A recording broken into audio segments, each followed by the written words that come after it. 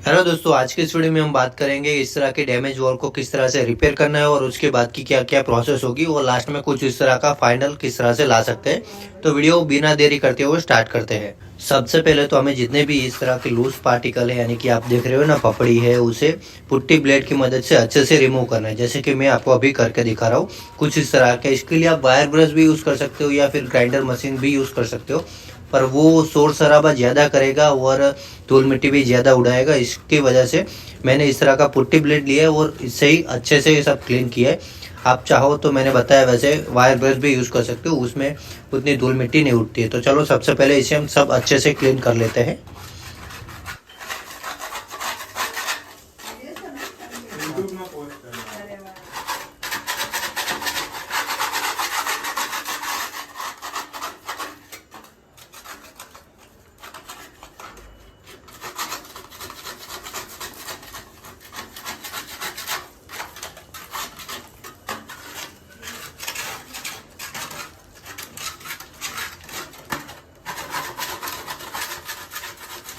यहाँ पर दोस्तों मैं आपको एक बात बताना चाहूँगा, जैसे कि आप यहाँ पर देख रहे हो पपड़ी निकल रही है, तो हो सके उतनी पपड़ी हमें अच्छे से निकाल देनी है। कहीं से भी छूट गई ना थोड़ी सी पपड़ी, तो फिर से वहाँ पे डैम्प आना स्टार्ट हो जाएगा, इसलिए हमें अच्छे से सबको रिमूव कर लेना है।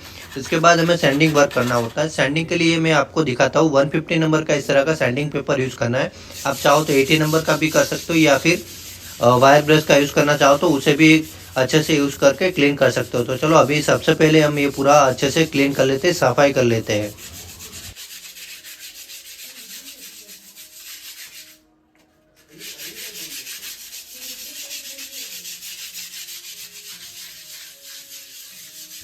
जैसे ही सैंडिंग वर्क कंप्लीट हो जाए तो साफ कपड़ा लेना है और पूरी वॉल को अच्छे से साफ कर देना है, ताकि डस्ट वगैरह हो वो कपड़े में निकल जाए। आगे हम जो केमिकल लगाएंगे उसमें आए नहीं, कपड़ा अच्छे से क्लीन कर दे पूरी वॉल को। अब केमिकल कौन सा लगाने वाला है तो वो मैं आपको डब्बा दिखा देता हूँ एक बार। जैसे कि आप यहाँ पर देख सकते हो, मैं एशियन पेंट का स्मार्ट केयर हाइड्रोलॉक जो वाटर प्रूफिंग है वो यूज़ करने वाला हूँ। दोस्तों इसके अंदर कुछ खासियत वगैरह होती है, जैसे कि ये प्री पुट्टी केमिकल है, ये बात आपको ध्यान रखना है। एक तो मेन जो प्लास्टर वॉल है ना उसके ऊपर लगानी होती है, पुट्टी के ऊपर आप नहीं लगा सकते, तो ये बात ध्यान में रखना। और इसे लगाने के बाद ये एंटी फंगल होता है, यानी कि फंगल वगैरह आने नहीं देता है, तो अच्छा रहता है। अब कैसे लगाना है तो वो मैं आपको दिखा देता हूँ। दोस्तों इसे हम डायरेक्ट ब्रश की मदद से लगाना है और इसके अंदर पानी भी ऐड नहीं करना है। जैसा कंपनी का रेडी मटेरियल आता है वैसे ही लगाना है, अच्छे से इसे मिक्स कर देना है और फिर लगाना स्टार्ट करना है। और इसे 2 कोट में लगाना होता है। एक कोट हमें इसे इस तरह से हॉरिजॉन्टल लगा रहे हो तो दूसरा कोट हमें वर्टिकल लगाना होता है, और दोनों कोट के बीच में हमें कम से कम 3 से 4 घंटे का गैप देना है और फिर दूसरा कोट लगाना है और 4 से 6 घंटे इसे अच्छे से सूखने देना है। तो चलो सबसे पहले हम ये पूरा केमिकल है उसे पूरी वॉल पर अच्छे से लगा लेते हैं।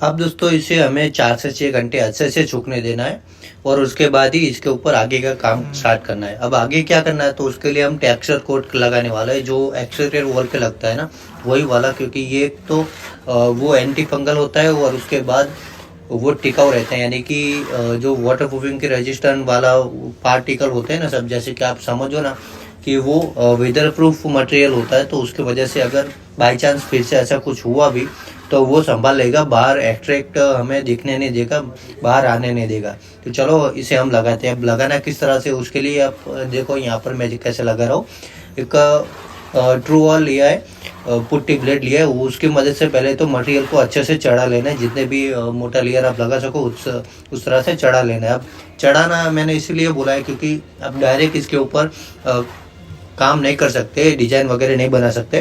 पहले मटेरियल को चढ़ाना होता है, फिर उसे निकालना होता है एक्स्ट्रा, और उसके बाद डिजाइन बनाना होता है। तो जैसे जैसे मैं आगे बनाता रहूँगा आपको ये भी सिखाता रहूँगा, और इसके लिए एक स्पेसिफिक वीडियो भी बनाने वाला हूँ कि हम टेक्सचर पेंट होता है उसे हम कैसे लगा सकते हैं, तो वो भी देखना। अब देखो मैंने जैसे कि आपको बताया था ना, अब एक्स्ट्रा मटेरियल मैं निकाल के आपको दिखाता हूँ। इस तरह से पुट्टी का ब्लेड लेना है, वो निकालना है। अब निकालना कितना है, पूरा मटेरियल तो हमें नहीं निकालना है ना, तो यहाँ पर जो उसके कंकड़ होते हैं छोटे छोटे, वो कंकड़ दिखने चाहिए, उतना मटेरियल हमें निकाल देना है। और कहीं पे ऐसा लगे कि ज़्यादा निकल लिया है तो वहाँ से फिर से फिलअप कर देना है, क्योंकि जो कंकड़ है ना उसकी वजह से इसकी जो डिज़ाइन होती है वो बनेगी। जैसे कि आपने वीडियो के स्टार्टिंग में दिखी थी ना, लाइन लाइन वाली डिज़ाइन, तो वो डिज़ाइन इससे ही बनेगी। अब इस तरह का इतना हमें दिखे, कंकड़ जैसा दिख रहा है ना आपको, यहाँ तक निकाल देना है। अब उसके बाद इस तरह का प्लास्टिक का ट्रोवल आता है, प्लास्टिक या फाइबर का ट्रोवल आता है, तो उसकी मदद से इस तरह से डिज़ाइन बनाना स्टार्ट करना है। एकदम हल्के हाथों से, जिस तरह के आपको डिज़ाइन बनानी है वैसे खींचोगे तो डिज़ाइन बनाना स्टार्ट होगा। तो चलो इसे हम आपको डिटेल में दिखाते हैं किस तरह से ये डिज़ाइन वगैरह बनती है।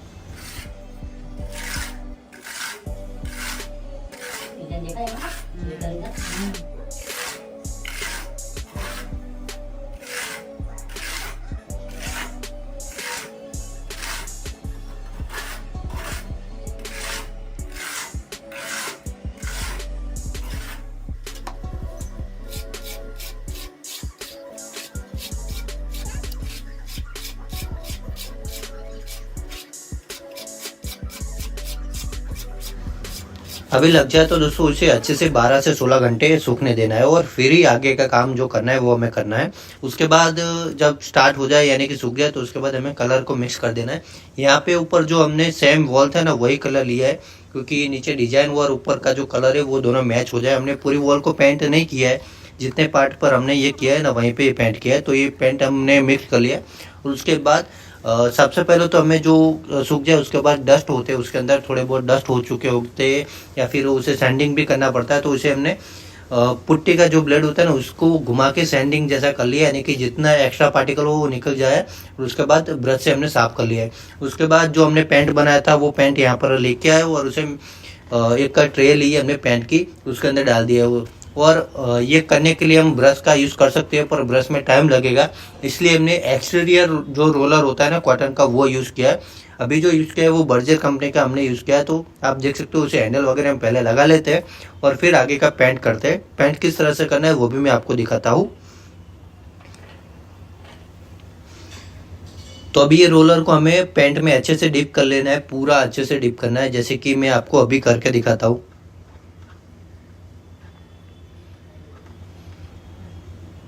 देखो ये हो जाए उसके बाद हमने इसे अच्छे से इस तरह से वॉल पे लगाना स्टार्ट कर देना है, जैसे कि ऊपर से नीचे आप करो या फिर नीचे से, आपकी मर्जी हो वैसे रोलर को घुमाना है। और ऊपर आपने ध्यान दिया हो तो मैंने एक टैप जैसा लगा के रखा है, वो इसीलिए लगा के रखा है कि अगर हमने बाय चांस रोलर घुमाते जल्दी जल्दी में बाहर चले जाए तो वो टैप पे रहे, पेंट हमारी वॉल को डैमेज ना करे, वहाँ पे बिगड़े नहीं, इसलिए। तो चलो अभी हम ये पूरा पेंट लगा लेते हैं।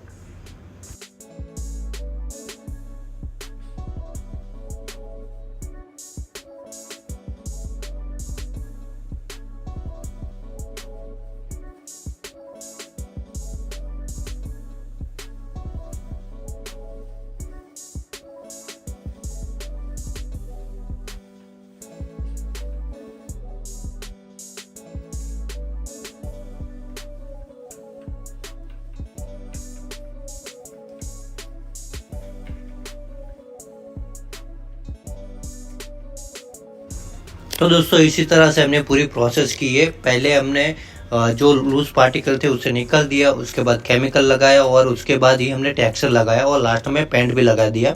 तो ये पूरी प्रोसेस आपको पसंद आई है तो वीडियो को लाइक करना और हो सके तो हमारे चैनल को सब्सक्राइब भी कर देना।